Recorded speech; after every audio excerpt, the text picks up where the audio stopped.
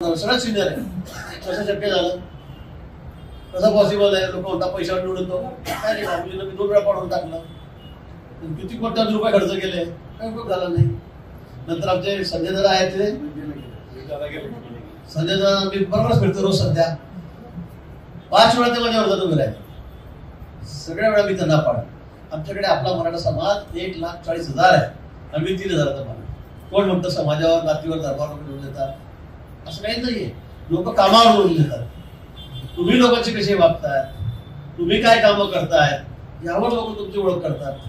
आणि म्हणून मला असं वाटतं की तुम्हाला निवडून द्यायचं असेल, राजकारणात राहायचं असेल, तर त्याबरोबर समाजकार्य करावं लागेल, लोकांची सेवाही करावी लागेल. तुम्ही हे करा, लोक तुम्हाला कधी विसरू शकत नाही. या निवडणुकीमध्ये 3 महिने मी गावात पाय ठेवला का? मी आलोच नाही. मी प्रचाराला पण येत नाही कधी. मी मागच्या निवडणुकीमध्ये 3 महिने मी गेलो, सगळ्या महाराष्ट्रभर फिरलो. नंतर शेवटच्या दिवशी मतदानाच्या दिवशी मी ज्यावेळेला मतदानाच्या दिवशी एक सभा नाही, एक रॅली नाही, एक कोणी देवेंद्र फडणवीसजी आले नाही, कोणी वरच्या केंद्राच्या तिथे आम्ही सभा घेतो म्हटलं घ्यायची नाही, कोणाची सभा नाही, एक रॅली सुद्धा नाही. 250 गावात मी एका गावात सुद्धा गेलो नाही की मला मतदान द्या म्हणून. कार्यकर्ता दिलं तुम्हीच लढायचं आणि तुम्ही निवडून आणायचं, मी येणार नाही, मला आता महाराष्ट्र सरकार आणायचं. आणि मी बाहेरच राहिलो. अगदी शेवटच्या दिवशी आलो, 5ला 5 मिनिट कमी असताना प्रचार बंद व्हायच्या वेळेला माझं हेलिकॉप्टर जामनेरला उतरलं, तर गाडी बसलो आणि फक्त प्रचारात मी मुक्ताईनगरला गेलो. मुक्ताईनगरची खाट पाडवायला वाटलं, सांगितलं होतं, कारण ते माझ्याकडे 6 त्यांनी सभा घेतल्या आमच्या नाता भाऊंनी. वाटेल तोडसूक माझ्यावर घेतलं. मी म्हटलं तुम्ही तेवढं शिवाजी तेवढं देऊन घ्या, मी फक्त एकच जाईल शेवटच्या दिवशी आणि तुमची खाट पाडून टाकेल म्हटलं मी तिथे. आणि मी गेलो, एकच रात्रभर होतो, झालं जय श्रीराम, काही नाही राहिलं. आधी पण मुलगी पडली, आताही पडली. मी म्हणणाऱ्याची काय हालत झाली तिथं. मी म्हणजे भाजप, मी म्हणजे पक्ष, हा भाऊ, हा ना, तर बरं कसं तर काय पक्ष आहेत म्हणून तुम्ही आहात, तिथं तुमची किंमत जरा 0 झालेली आहे. त्या दूध डेअरीमध्ये आमच्या वहिनीसाहेब चेअरमन होत्या. तिथे मी मंगेशला त्या ठिकाणी उभं केलं दादाला, त्यांच्या मतदारसंघात 28 मतं होते दूध डेअरीचे. मंगेशला तुम्हाला मंगेशला 28 पैकी 20 मतं पडले, 8 फक्त ज्यांना पडले. सांगा तुम्ही काय बोलायचं?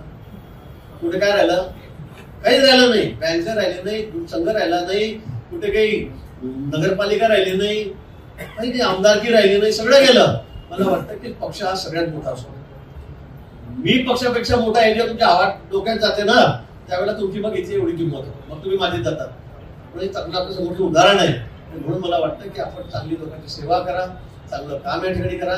कार्यकर्त्यांमध्ये त्याची भावना असली पाहिजे, सगळ्यांनी मिळून.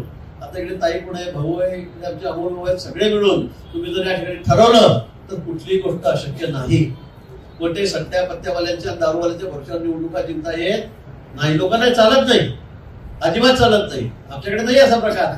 हा सट्ट्यावाला घे ना, पत्त्यावाला घे, हातो घे, दारूवाला घे, आम्ही हा प्रकार कधीच करत नाही. लोकांनी आमच्याकडे 27 नगरसेवक आहेत, 27चे 27 बीजेपीचे आहेत, 7 नगरसेवक, 8 नगरसेवक मुस्लिम समाजाचे आहेत. 8च्या 8 कमळात देऊन येतात.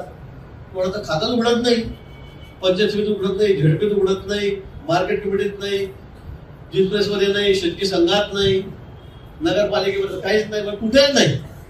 शेंदुर्डीला तीच परिस्थिती आहे आणि जामनेरला तीच परिस्थिती आहे. आणि म्हणून मला वाटतं तुम्ही जर काम कराल, लोकांच्या कामात पडाल, तर लोक तुमच्या पाठीशी खंबीरपणे भरतील. तिथे जात पात धर्म पैसा हा लोक बघत नाही. आणि म्हणून माझी आपल्या सगळ्यांना विनंती आहे की आता आपण सगळे एकत्रित होऊन या ठिकाणी कामाला लागायचं आहे. नगरपालिका जिंकणं काही फार कठीण नाही. मी तुम्हाला सांगतो, परत सांगतो, कोणाला किती वर्जना करू द्या, कोणाला किती गर्जना करू द्या, काही फरक पडणार नाही.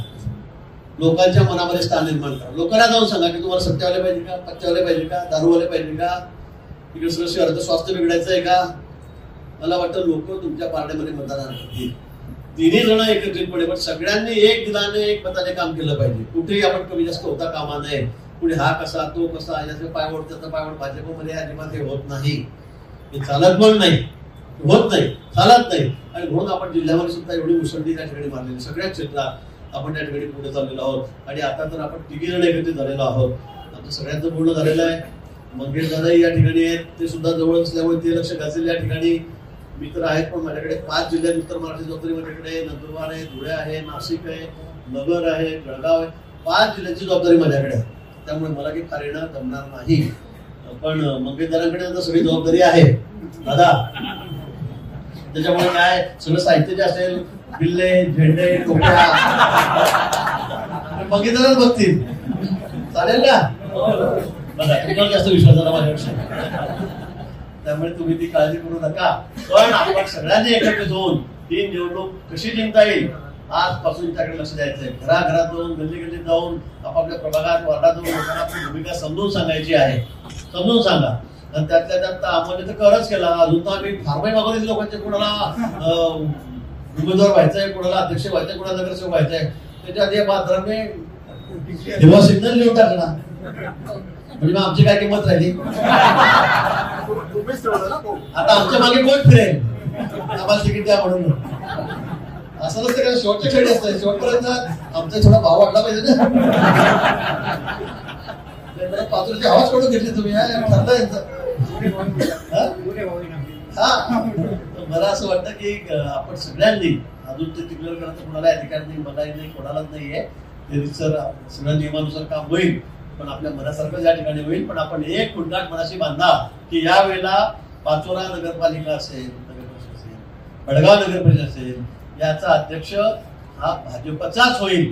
हे आपण आजपासून आपण या ठिकाणी कामाला लागावं, एवढंच आवाहन मी आपल्याला प्रसंगी करतो.